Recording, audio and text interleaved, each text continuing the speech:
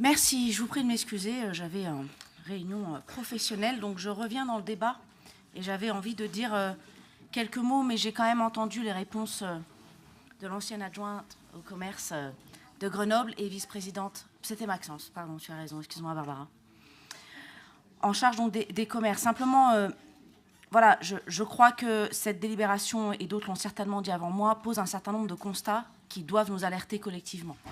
C'est très clair. 65% de l'offre commerciale aujourd'hui est à Grenoble et se fragilise. 55% se retrouvent au centre-ville de Grenoble, là où traditionnellement dans les métropoles et les grandes agglomérations, ce ratio tourne autour de 60-70%. On le voit bien aussi, je pense que certains là aussi ont fait le constat avant moi, hôtels, cafés, restauration surreprésentés très largement. On le voit bien, tout le monde le dit d'ailleurs depuis des années, les bars, les cafés se multiplient. Et on sent bien dans le centre-ville que ça déséquilibre l'offre commerciale.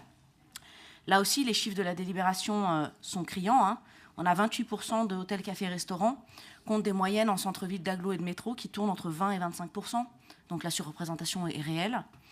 Et puis, l'enjeu de la vacance, on a eu déjà beaucoup de débats sur ces chiffres de vacances commerciales. Il y a quelques années, vous réjouissiez d'une vacance à 7%.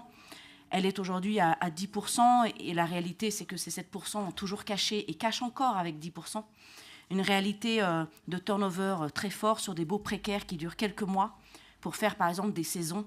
On a l'exemple, rue Lafayette, juste avant la place Saint-André, il y avait ici un glacier, il est resté là 4 mois, 5 mois, le temps de faire une saison d'été pour vendre des glaces, et hop, depuis c'est fermé, et avant c'était fermé, et ça l'est toujours.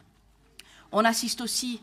Clairement, il suffit de s'y promener et d'avoir vécu un certain temps à Grenoble pour s'en rendre compte à une descente de gamme globalement de l'offre commerciale du centre-ville et à une chute, ça c'est pas nous qui le disons, ce sont les organisations représentatives, une chute du panier moyen, là aussi tout ça est objectivable.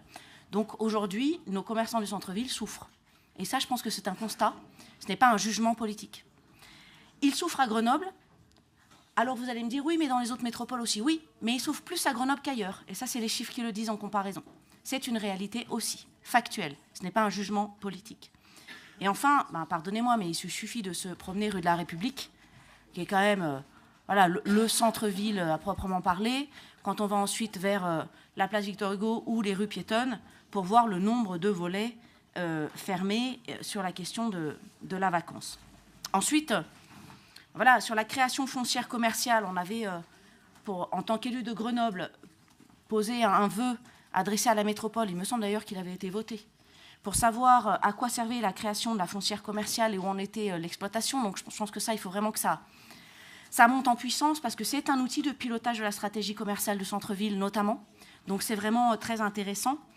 Et puis après, bien, vous me connaissez, je ne peux pas ne pas dénoncer l'hypocrisie de la majorité métropolitaine et grenobloise, qui, à côté de cette souffrance de nos commerces grenobloises, cette souffrance objectivable et pire qu'ailleurs, eh bien, on a quand même permis l'installation de Nerpic et l'extension de Grand Place sans tenir compte du centre-ville. Je rappelle, Nerpic, c'est 24 000 m² de centre commercial, 89 boutiques, 20 restaurants, 9 moyennes surfaces, 850 places de parking, rien que ça, et une estimation de 25 000 déplacements par jour sur site, qui est prévue dans le dossier Nerpic.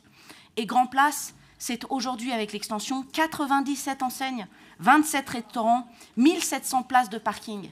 Si vous voulez continuer à faire mourir le centre-ville, allez-y. Vraiment, le modèle des années 80-90 correspond bien à comment faire chuter et comment mettre en souffrance le commerce du centre-ville. Vous en avez l'illustration parfaite.